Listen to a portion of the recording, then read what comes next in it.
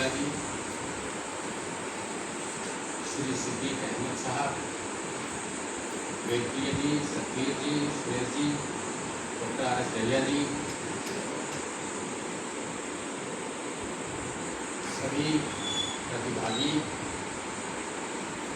कुछ बातें इस सत्र में हमें करने की जिम्मेदारी हमने तय की थी और इसके लिए हम एक योजना बनाने के लिए 8-10 लोगों का ग्रुप भी बैठ चुका। सुबह बातचीत की गई, उसके आधार पर ही मैं ये योजना प्रस्तुत कर रहा हूँ।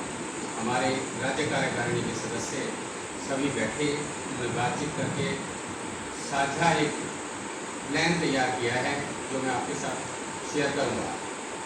लेकिन उससे पहले 1-2 बातें मैं ज़रूर साझा करना चाहता हूँ, क्योंकि बहुत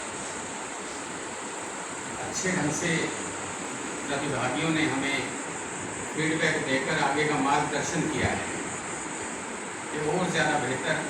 ये हमारे ऊपर डिपेंड करता है कि हम उसको केवल मात्र प्रशंसा माने या आने वाले समय के लिए लेसन माने। उसके अंदर से हमें ड्रॉ करना है, वो हमारी क्षमता होगी कि हम उसको कितना ड्रॉ कर सकते हैं, आने वाले समय में क्या क्या और आगे इम्प्रूवमेंट करेंगे, कोशिश रहेगी। दरअसल ये कार्यक्रम जो 2 दिन आयोजित किया गया, ये विचित्र सी एक नेचर है इसकी।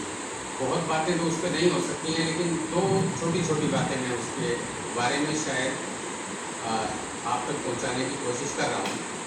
एक बात ये है कि विज्ञान का ये जो विमर्श 2 दिन हुआ है, यहाँ तो मंच पर साइंस के प्रोफेसर, साइंस के लेक्चरर, हमारे बीच में बहुत सारे साइंस के टीचर्स जिन्होंने 30-30, 35-35, 40-40 साल साइंस पढ़ाई है यूनिवर्सिटीज़ में, कॉलेजेस में, स्कूल्स में। उसको मैं अपनी दृष्टि से ऐसा देखता हूँ, मैं बात भी करता रहता हूँ साथियों से, कि वो साइंस का एकेडमिक डिस्कोर्स है असल में, जो कि है परीक्षाएँ होती हैं, तमाम चीज़ें उसके अंदर आती हैं, बहुत सारा कुछ सीखते हैं, रिसर्चेस करते हैं, आगे बढ़ते चले जाते हैं, वैज्ञानिक भी इंस्टीट्यूशन से, संस्थाओं से निकलते हैं। यहाँ जो डिस्कोर्स हुआ है इसके अंदर एक एडिशन है, और मैं ये नहीं कह रहा हूँ कि वहाँ वो एलिमेंट होता नहीं है, वो होता है, लेकिन यहाँ फोकस ही उस बात पे है जो मैं अब कहने जा रहा हूँ। वो ये है कि यहाँ साइंस का सामाजिक डिस्कोर्स है, सोशल डिस्कोर्स ऑफ साइंस। ये जो डिस्कोर्स है ये भला क्या करता है, एक अभी एग्जांपल देने की कोशिश करता हूँ। डॉक्टर भगत सिंह ने जब अपनी बात रखी, उन्होंने फौरन इस बात को एहसास किया, इन्हीं 2 दिन के अंदर अंदर इनका परिचय हुआ है इस सारे काम से, लेकिन उन्होंने एहसास किया कि ये डिपार्टमेंट ऑफ फिजिकल एजुकेशन के लिए एक अनिवार्य चीज़ है, और उन्होंने लिंक अप भी किया। तो इसी तरह से जब आप देखेंगे कि ये जो डिस्कोर्स हम करते हैं कम ज़्यादा लोगों के साथ हो पाता है, ये डिस्कोर्स असल में सारे डिसिप्लिन्स के साथ इंटीग्रेट होता है। अभी मैं उसको बहुत ज़्यादा एलेबोरेट तो नहीं कर सकता हूँ, लेकिन एक उसका हिस्सा, एक रिफ्लेक्ट मैं ज़रूर कर सकता हूँ कि इसमें कोई डिसिप्लिन ऐसा नहीं बचता है एजुकेशन का जिसके साथ ये लिंकअप ना हो। यहाँ तक कि ये लिटरेचर के साथ भी लिंकअप होता है। यहाँ तक कई बार ऐसी बात सुनने में आई, पिछली पुरानी बातें हैं, डॉक्टर काला कल और आज भी हमारे बीच में उपस्थित थे, तो एक बार उन्होंने कविता लिखने की कोशिश करी। तो प्रोफेसर ग्रेवाल हुआ करते साहित्य से जुड़े हुए कुरुक्षेत्र यूनिवर्सिटी में, वो अक्सर कविता लिखने वाले लोगों की कविताएं पढ़ते और कुछ ना कुछ समीक्षा करते, उनकी नेचर थी।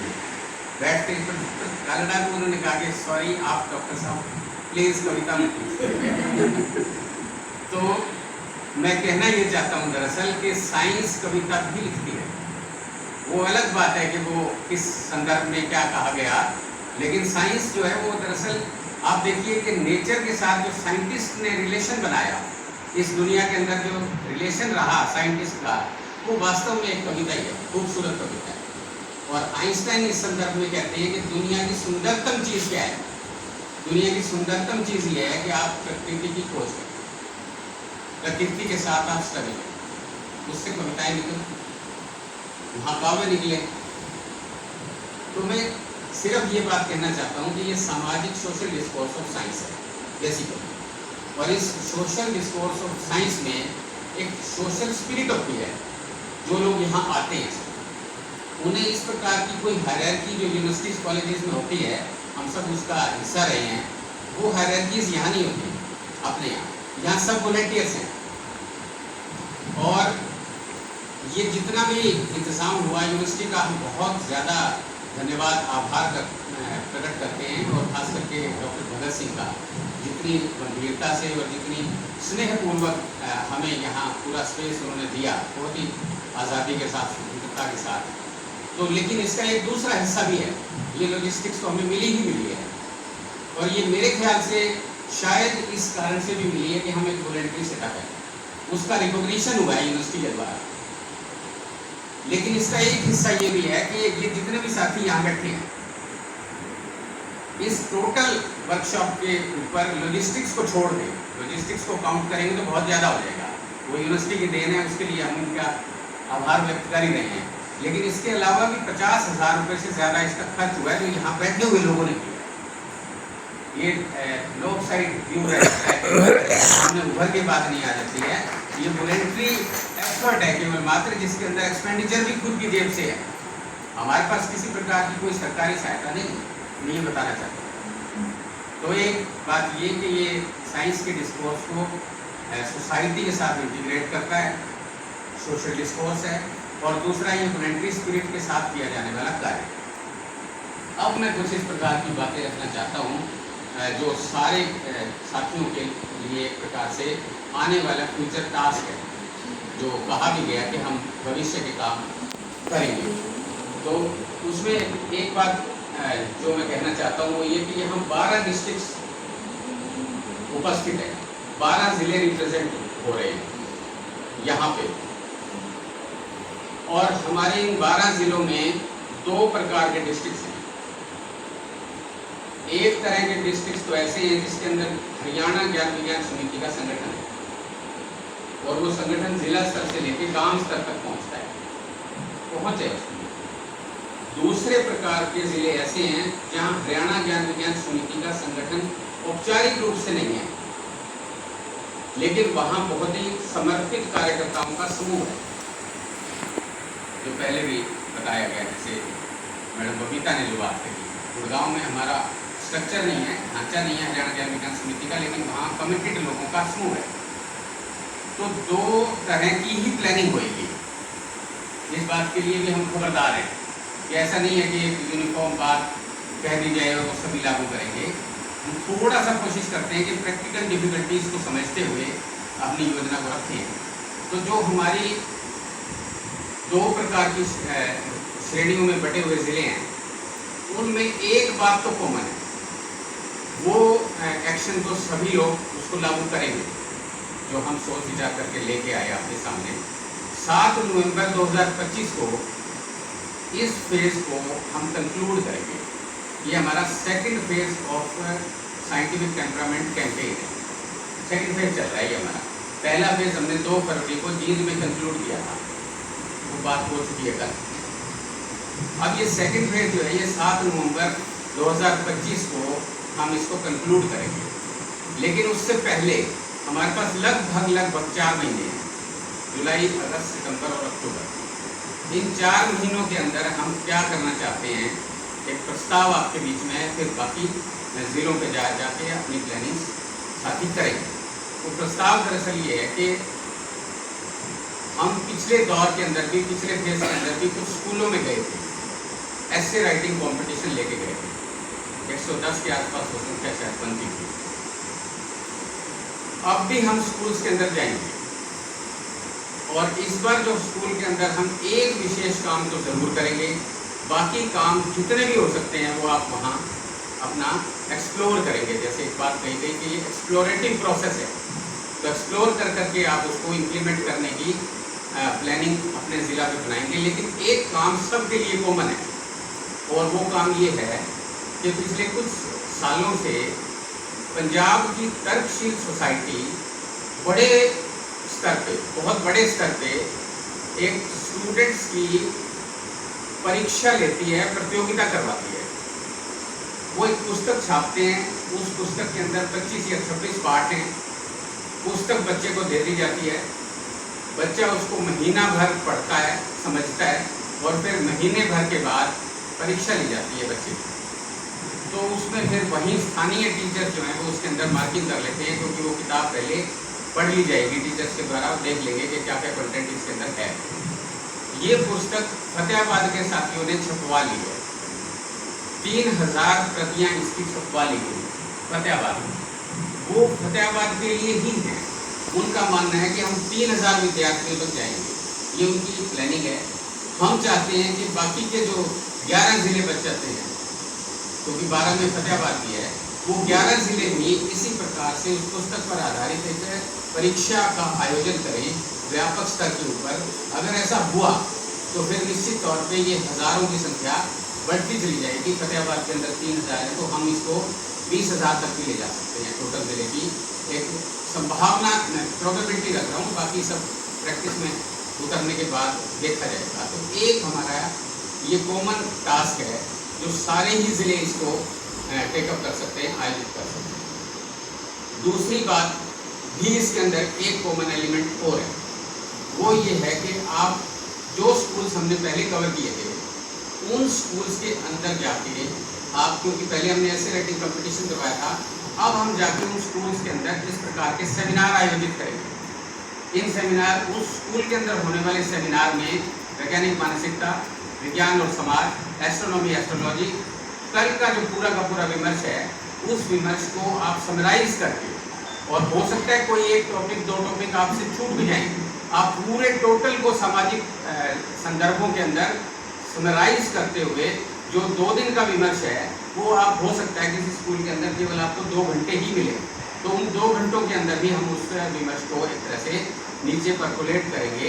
ये एक प्रपोजल है राज्य कमेटी की तरफ से। और उसमें चमत्कारों का पर्दाफाश, लो कॉस्ट एक्सपेरिमेंट और एस्ट्रोनॉमी की जो 3 गतिविधियाँ आज पैरेलल सीखी गई हैं, इनको भी हम ज़रूर इंटीग्रेट करेंगे। तो 1 घंटे की प्रस्तुति और 1 घंटे का सेमिनार, या टाइम अगर ज़्यादा मिलता है तो स्कूल से ज़्यादा ले लिया जाए, ये डिपेंड करेगा वहाँ की स्थिति पर। इसी के अंदर जिस प्रकार से हमारे साथी मोमिन बहुत ही एक तरह से जनपक्षीय गीत सुना के गए, तो हम वहाँ जो कार्यक्रम करेंगे स्कूल के बच्चों के माध्यम से, अनिवार्य तौर पे कल्चरल कंपोनेंट को इंटीग्रेट करने की हर संभव प्रयास किया जाए। मतलब किसी भी तरह से ये कल्चरल कंपोनेंट छूटे ना, भले ही रागनी हो, भले ही हमारा कोई गीत हो, भले ही कोई और बात हो, कविता हो या कुछ और माध्यम हो सकता है, लेकिन ये कल्चरल कंपोनेंट हमारा उन स्कूलों के अंदर जरूर चला जाए। यहाँ तक हम 12 के 12 जिले कॉमन है, कोई इसके अंदर भेद नहीं है। अब एक पॉइंट केवल ऐसा है जिसके अंदर हम सोचते हैं ऐसा कि केवल वो जिले कर पाएंगे जहाँ हरियाणा ज्ञान विज्ञान समिति का संगठन है, क्योंकि वो नीचे तक गांव तक जाते हैं। वो पॉइंट ये है कि हम गांवों के अंदर भी वैज्ञानिक मानसिकता के प्रचार प्रसार के लिए आयोजन करेंगे, क्योंकि हर गांव के अंदर जितने गांव हमारे बनेंगे, मतलब सारे हरियाणा के गांवों में तो नहीं पहुंचे हैं, लेकिन हमारे जो भी 200-250 गांव बनते हैं, उन गांवों को बाकायदा हर डिस्ट्रिक्ट जो है वो चिन्हित करेगा, लिस्ट करेगा, और उसके बाद उस गांव के कार्यकर्ताओं, क्योंकि कार्यकर्ता वहाँ मौजूद हैं उस गांव के अंदर, उन कार्यकर्ताओं के साथ बातचीत करते हुए वहाँ एक बड़ा व्यापक कार्यक्रम आयोजित किया जाएगा शाम के समय में, क्योंकि ये हमारा लगभग 40 साल का अनुभव है कि गांव के अंदर शाम के टाइम अच्छे प्रोग्राम किए जा सकते हैं। उसके अंदर कल्चरल एलिमेंट भी होता है, उसके अंदर चमत्कारों का पर्दाफाश भी होता है, उसके अंदर हमारे द्वारा वैज्ञानिक मानसिकता की बातचीत भी होती है, कुछ गाँव के जो एक तरह से सम्मानित व्यक्ति होते हैं वो भी संबोधन करते हैं, वो अपनी बात को जोड़ते हैं। तो ये गांव के अंदर एक इस प्रकार की बड़ी बैठक जो है, जिसको हम कह सकते हैं, वो हो सकती है बड़े आराम से। और आप सब जो साथी अनुभवी हैं वो तो जानते हैं इस बात को कि हम कला जत्था लेकर जाते थे, रात को 9 बजे, 8 बजे, 8:30 बजे सभी गाँव के लोग जो हैं वो खाना वाना खा के रिलैक्स होकर अपना चौपाल में आ जाते, और हम वहाँ 2-2.5 घंटे का प्रोग्राम करते, और फिर जाके हम खाना खाते उन्हीं लोगों के घरों के अंदर, और फिर हम वापस लौटते तो हमें 1:30 बज जाता। साक्षरता अभियान का ये अनुभव है, और ये पूरे देश में हुआ है, कोई ऐसी बड़ी बात नहीं है कि यहाँ बैठे हुए 2 साल सभी को याद है, यहाँ जितने लोग हैं। बूढ़ा साहब ने रोहतक के अंदर उसकी अगुवाई करी हुई है, तो इसलिए इन्हें वो याद आता है पूरा नज़ारा दृश्य। तो कुल मिला के ये जो गांव का प्रोग्राम रहेगा, ये गांव का प्रोग्राम हम उन डिस्ट्रिक्ट्स के अंदर टेकअप करेंगे जहां हमारा संगठन है। जहां संगठन नहीं है वो स्कूल्स के अंदर पहुंचेंगे और इस प्रकार के आयोजन 4 महीने हैं हमारे पास। अब इसकी स्टेपिंग भी है, वो सब जानते हैं वैसे मैं, लेकिन फिर भी यहाँ रख रहा हूँ कि हम सबसे पहले अपना जिला कार्यकारिणी की बैठक, उसके अंदर पूरी योजना बनेगी। यहाँ तो ब्रॉड स्केच खींचा जा रहा है, आउटलाइन है, उसके आधार पे हम अपनी तैयारी करेंगे। फिर हमारे हर जिला के ऊपर जहाँ जहाँ साइंस कोर ग्रुप है, साइंस कोर ग्रुप तो लगभग 12 के 12 जिलों में हैं, वहाँ वो कोर ग्रुप जो है वो अपनी एक्सपर्टाइज के साथ अपनी तैयारी करेगा, अपने लेक्चर तैयार करेगा, कुछ पर्चा भी लिखा जाएगा, हो सकता है कोई फोल्डर निकाला जाए ताकि सारी बात उसके अंदर एक तरह से समरी के रूप में उसके पास अवेलेबल हो और वो जाके वहाँ प्रस्तुत कर पाए। इस तरह की कार्रवाई करते हुए हम अपने संगठन को साथ लेकर, या जहाँ संगठन नहीं है अभी तो वहाँ जो हमारा समर्पित कार्यकर्ताओं का समूह है वो समूह इस काम को योजनाबद्ध ढंग से नीचे उतारेगा। और इसी के साथ साथ हम डॉक्यूमेंटेशन अपनी ना भूलें। सेकेंड फेज़ जो हमारा शुरू हो रहा है, उस सेकेंड फेज़ के अंदर पहले फेज़ के अंदर हमारे से थोड़ी सी गलती रही थी, हम डॉक्यूमेंटेशन साथ साथ नहीं कर पाए, लेकिन वो डॉक्यूमेंटेशन हमने बाद में कर तो लिया। 4-6 लोगों को ज़्यादा मशक्कत करनी पड़ी और उनकी एक्टिविटीज़ सारी उनके हाथों से निकली थी, उन्हें याद था सब कुछ, तो उन्होंने लिख लिया। उसको एक अच्छी डॉक्यूमेंटेशन को बन रही है। नेक्स्ट टाइम क्लब करके इस पूरे दो फेज़ के डॉक्यूमेंटेशन को हम प्रकाशित करके उसको लोगों के बीच में भी लाएंगे।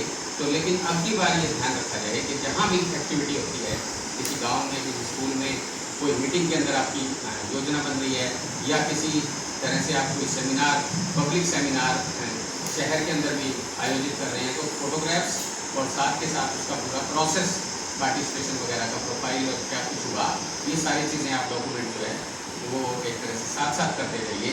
तो ये कुल मिला के हमारा जो एक हरियाणा ज्ञान विज्ञान समिति का संगठन है, उसमें तकरीबन 1000 मेंबर्स हैं। वो 1000 मेंबर्स सारे वॉलेंटियर्स हैं, वो अपने अपने पेशे से अपना काम गुजारा करते हैं, गुजर बसर करते हैं और फिर वॉलेंट्री सामाजिक कार्य करते हैं। तो जो 1000 कार्यकर्ता है, उन 1000 कार्यकर्ताओं में से अधिकांश को, हमारी इच्छा तो रहेगी कि सारे 100% को शामिल किया जाए, लेकिन फिर भी प्रैक्टिस के अंदर जो कुछ चीज़ें होती हैं तो 70-80% कार्यकर्ताओं को शामिल करते हुए नीचे उतारेंगे इसको, ताकि कार्यकर्ता साइंटिफिक टेम्परामेंट की पूरे विमर्श को एक तरह से सामाजिक समस्याओं के साथ जोड़ के आत्मसात करें और उसको समझे कुल मिला के। और प्रेस का खास ध्यान रखा जाए। प्रेस की कवरेज भी बड़ी इंपॉर्टेंट एक चीज़ होती है, जिसको कई बार हम थोड़ा सा छोटा कर देते हैं, भूल जाते हैं अपने दबाव के अंदर। अभी भी जो कार्यशाला 2 दिन की हुई है, इस कार्यशाला की कवरेज हमने कल कोशिश करी, लेकिन एक अखबार ने सारा उठाया, बाकी अखबार ने एक लाइन लेके छोड़ दिया। वो उनकी अपनी वो है, हम अपनी तरफ से एफर्ट जो है वो कुल मिला के करें। तो ये सेकेंड फेज़ हमारा 7 नवंबर को कन्वीनेट होगा। 7 नवंबर 2025 को हम क्या प्रोग्राम करेंगे आज नहीं बताया जा सकता है। वो इसलिए नहीं बता रहे हैं हम कि 12 डिस्ट्रिक्ट के अंदर जो कुछ घटित होगा उसके आधार पर योजना होगा, मतलब मैकेनिकल योजना नहीं बनाना चाहते हैं इस प्रकार से कि आज ही खाका रख दिया जाए। जो गाँवों के अंदर प्रोग्राम होंगे, स्कूल्स के अंदर प्रोग्राम होंगे, ज़िला के अंदर जो एक्टिविटीज पार्टिसिपेट करेंगे, उन सारे अनुभव को जोड़ के फिर एक योजना बनाई जाएगी कि 7 नवंबर 2025 जो सीवी रमन का जन्म दिवस होता है, उस अवसर को लेते हुए हम किस प्रकार का एक कंक्लूडिंग प्रोग्राम जो है वो स्टेट लेवल का फिर उस समय करेंगे। तो उम्मीद है जो यहाँ कहा भी गया और हमें सुझाव भी दिए गए, डॉक्टर भगत सिंह ने बोला कि ये इशारा ही था, मतलब हमारे कार्यकर्ताओं की संख्या का बढ़ना, मतलब आज अगर हम यहाँ 45 हैं तो अगले प्रोग्राम के अंदर 7 नवंबर को हम 450 होने चाहिए। मतलब इस प्रकार की एक योजना बनाते हुए हम इसको आगे लेकर जाएंगे।